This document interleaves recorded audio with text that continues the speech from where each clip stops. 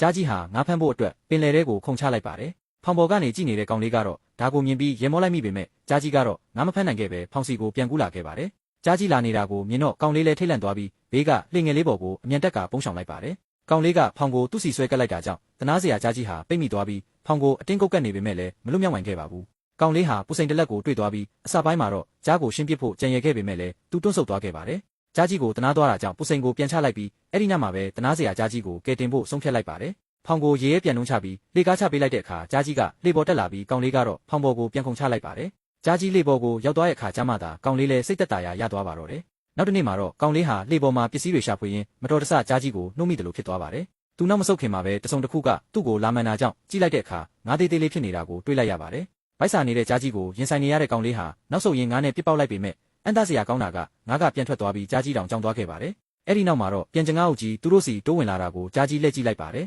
။ငါးတွေကကောင်လေးကိုအရှိန်နဲ့ဝင်တိုက်လို့နာကျင်နေရပေမဲ့ကြားကြီးကတော့အခွင့်ကောင်းယူပြီးစားတော့ပွဲကျင်းပနေတယ်လို့ပြန်ကျင်ငါးတွေအပြင်တူနာငါးကြီးတစ်ကောင်ပါလေပေါ်ကိုခုန်တက်လာခဲ့ပါတယ်။ဒီငါးကြီးကိုမြင်လိုက်တာနဲ့ကြားကိုရင်ပအောင်တင်ပေးဖို့အချိန်ကောင်းမဲဆိုပြီးကောင်လေးကတုံးနဲ့ကြားရဲ့ပါဆက်ကိုထိုးလိုက်ပါတယ်။အစပိုင်းမှာကြားကြီးကအာခံဖို့လုပ်ပေမဲ့ကောင်လေးကနေနေထက်ဆွလိုက်တဲ့အခါမှာတော့ငြိမ်ကျသွားပါတယ်။ကြားကြီးငြိမ်သွားတာမြင်တော့ကောင်လေးကငါးကြီးကိုကွယ်ထားလိုက်တာကြောင့်ကြားကြီးကများငါးသေးလေးတွေကိုပဲပြန်စားလိုက်ရပြီးကောင်လေးကတော့ငါးကြီးကိုတင်ထားလိုက်နိုင်ပေမဲ့ကြားကြီးကိုရင်ပအောင်လုပ်ဖို့ကတိတ်တော့မလွယ်ကူလာပါဘူး။နောက်တစ်နေ့ကောင်လေးလေးပေါ်ပြန်တက်လာချိန်မှာကြားကြီးကခုံအုပ်ဖို့ကြိုးစားပေမဲ့ကောင်လေးလက်ထဲကတုတ်ကိုမြင်ပြီးကြောက်ရွံ့ကငြိမ်ကျသွားတာကြောင့်ကောင်လေးကဒါဟာအခွင့်အရေးပဲဆိုပြီးတုတ်ဖျားမှာငါးတက်ပြီးကျွေးလိုက်ပါတယ်။ကြားကြီးကငါးစိမ့်ကိုစားလိုက်တဲ့အချိန်မှာတော့ကောင်လေးလည်းစိတ်သက်သာရာရသွားပြီးကျမ်းပြင်ကိုခောက်ကငါးထက်ကျွေးလိုက်ပါတယ်။ကြားကြီးကကောင်လေးရံမပြုတ်မှန်နားလေပုံရပေမဲ့အခန်းထဲဝင်ဖို့ပြောတဲ့အခါမှာတော့မလုံမရှက်နေပြန်ပါတယ်။အဲ့ဒီနောက်ပိုင်းမှာတော့ကောင်လေးဟာငါးဖမ်းရင်အသက်ဆက်ခဲ့ပြီးကြားကြီးကလည်းအရင်လိုရန်လိုခြင်းမရှိတော့ပေမဲ့ရုတ်တရက်မုန်တိုင်းဝင်ရောက်လာမှုကသူ့မျှော်လင့်ချက်တွေကိုရိုက်ချိုးလိုက်ပါတော့တယ်။အချိန်တော်ကြာမင်းမျောနေရကနေကောင်လေးတတိပြန်ရလာတဲ့အခါကြားကြီးဟာလည်းအစာရေစာပြက်လက်ပြီးလေဝမ်းပိုက်ပေါ်မှာမလုံမရှက်လဲကျနေတာကြောင့်